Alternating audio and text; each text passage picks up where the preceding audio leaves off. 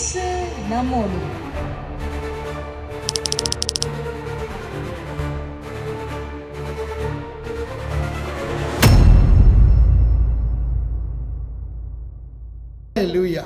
அருமையான தேவ பிள்ளைகளே, இயேசு நம்மோடு இந்த நிகழ்ச்சியினூடாக உங்களை சந்திப்பதிலே மிக்க மகிழ்ச்சி அடைகிறேன்.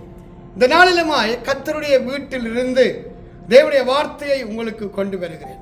அருமையான தேவ பிள்ளைகளே, இந்த நாட்களில் நெருக்கத்தின் மத்தியில, போராட்டங்கள் மத்தியில போறீர்களா? உங்கள் நெருக்கத்தில், உங்கள் போராட்டத்தில் இருந்து விடுவிக்க வல்லமையுள்ள ஒரே தேவன் ஆண்டவராகிய இயேசு கிறிஸ்து. தேவனிடத்தில் வருகிற போதுதான் அவர் நம்முடைய வாழ்க்கையில அதிசயங்களை, அற்புதங்களை காண பண்ணுகிற தேவனாக இருக்கிறார்.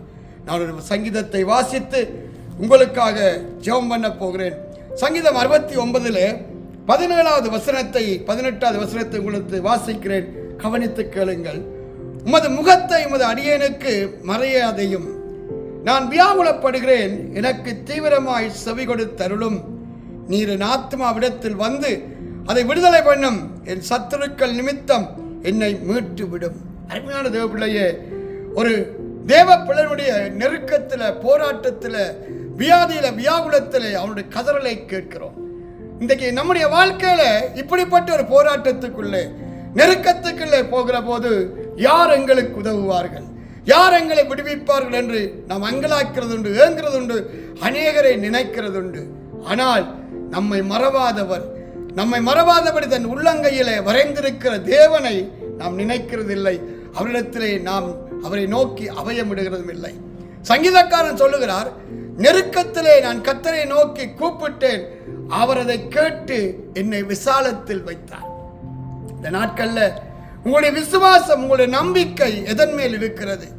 உங்கள் விசுவாசம் தேவன் மேலே, அவர் மேல் இருக்குமானால் நிச்சயமாகவே உங்கள் வனாந்தரமான வாழ்க்கையை அப்பா செழிப்பாய் மாற்றுவார், ஆசீர்வாதமாய் மாற்றுவார். இன்றைக்கு அநேக தேவ பிள்ளைகளுடைய வாழ்க்கையில அவரை நம்புகிற, அவரை விசுவாசிக்கிற வாழ்க்கை இல்லை. இன்றைக்கு அநேகர் தேவனோர் உண்டென்று தெரிந்தாலும் அவர் இல்லாதது போலதான் அவர்கள் வாழ்க்கை, அவர்கள் செயல்கள் இருக்கிறது. அதனால் இந்த நாட்கள்ல நானும் நீங்களும் அப்படி இருக்கக்கூடாது. பாருங்கள், ஆண்டவர் அற்புதம் செய்வார், அதிசயங்களை செய்வார் என்று மார்த்தாள் அறிந்திருந்தாள். அவளுடைய சகோதரன் மரித்த போது இயேசு சொல்லுகிறார், அவன் உயிரோடு எழுந்திருப்பான். அவள் அதை நம்பவில்லை. அவள் சொல்லுகிறார், கடைசி நாளிலே அவன் எழுந்திருப்பான். இன்றைக்கு அநேகருடைய விசுவாசம் இப்படித்தான்.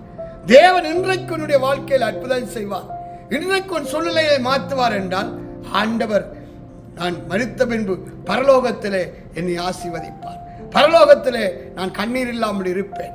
இப்படி பேசிக் கொண்டிருக்கிறார்கள்.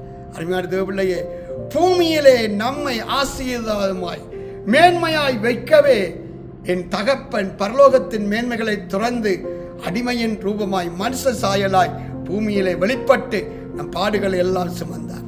அவர் பூமியிலே பாடுகளை சுமந்து நம்மை மீட்டதினாலே இந்த பூமியிலே நாம் ஆசீர்வாதமாய் மேன்மையாய் நிச்சயமாக இருக்க முடியும்.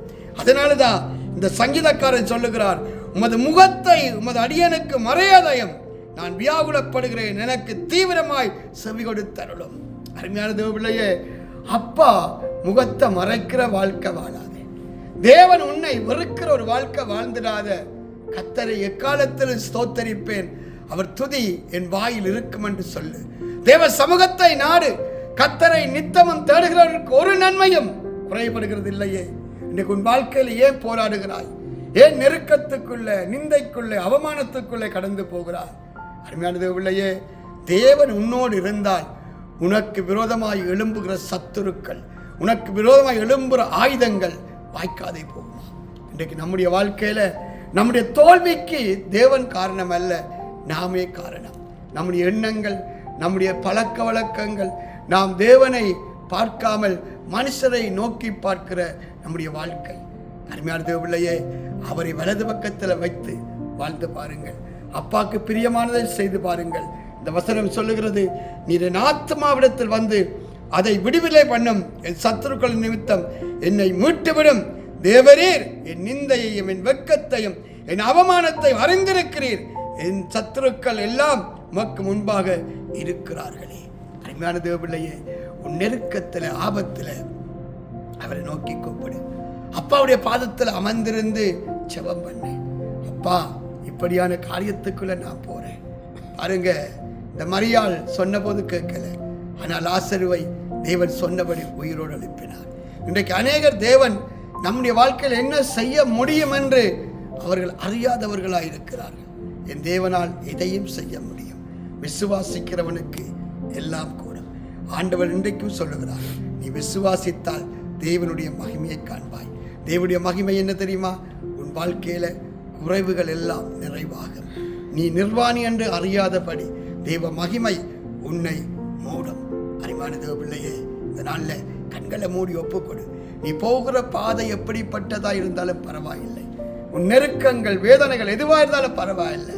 பரமபிதாவிடத்தில் நீ உண்மையாக தேவனுக்குள் மரித்து உயிர்த்தெழுந்த பிள்ளையாய் இருந்தால், புத்திர சுவிகாரத்தின் ஆவியை பெற்றவளாய் இருந்தால், இப்பொழுது இருக்கிற இடத்துல கருத்தை உயர்த்தி சொல்லு, ஆண்டவரே இந்த நாளுமாய் உம்முடைய சமூகத்தில் உங்க குமாரன் இயேசு கிறிஸ்துவின் நாமத்தில் என் ஒப்புக் கொடுக்கிறேன். என் நிந்தைகள் என் அவமானங்களை நீக்குங்கப்பா, என் தேவைகளை சந்தியம். இந்த வாரத்தில் ஒரு அற்புதம் நடக்க வேண்டும். நான் என்னுடைய ஆலயத்தில் சாட்சி சொல்லணும் அப்பா. ஆண்டவரே, தடைகளை நீக்குகிற தயாபரர் நீர் முன்பாய் கடந்து செல்லும். வேலை இல்லாத பிள்ளைகளுக்கு நல்ல வேலை வாய்ப்புகளை அப்பா கொடுப்பார். நெருக்கத்தில் போராட்டத்தில் கடன் தொல்லையில் இருக்கிற பிள்ளைகளுக்கு ஆண்டவர் தப்பித்து செல்ல ஒரு வழியை உண்டு பண்ணுவார். அருமையான தேவ பிள்ளையே, அவரால் கூடாதது ஒன்றுமில்லை. அவரை நீங்கள் நம்பினால் அப்பா மேன்மையானதை செய்வார். நான் ஜெபம் பண்ணட்டுமா? தகப்பனே, இந்த நாளுமா இந்த வார்த்தைகளை கேட்டு யாரெல்லாம் உங்கள் சமூகத்தில் தங்களை தாழ்த்தி உங்களுடைய முகத்தை தேடுகிறார்களோ, இந்த பிள்ளைகளுடைய வாழ்க்கையில நிந்த கற்கள் புரட்டப்படுவதாக. இப்பொழுதும் தகப்பனே, உங்க குமாரன் இயேசு கிறிஸ்துவின் நாமத்தில் மன்றாடி ஜெபிக்கிறேன். வியாதியோ வியாகுலமோ தேவைகளோ நெருக்கங்களோ எதுவாக இருந்தாலும் என் அப்பா நீர் அற்புதத்தின் தேவன். உம்மிடத்தில் வருகிற ஒருவரையும் புறம்பே தள்ளாதவர். இந்த நாள் ஒரு அற்புதம் நடக்கட்டும் அப்பா. இந்த தேவ செய்தியை கேட்கிற அருமையான பிள்ளைகளுக்காக, அருமையான சகோதரர்களுக்காக மன்றாடி ஜெபிக்கிறேன். இப்பொழுதே தடை கற்கள் உடைக்கப்படுவதாக, ஒரு அற்புதம் நடப்பதாக. பிள்ளைகள் இருக்கிற வீட்டில் இருக்கிற இடத்துல ஆண்டவரே ஒரு அதிசயத்தை காணும்படி செய்யுங்க. பொல்லாத இருளின் வல்லமைகள், இருளின் கிரிகள் அகன்று போகட்டும்.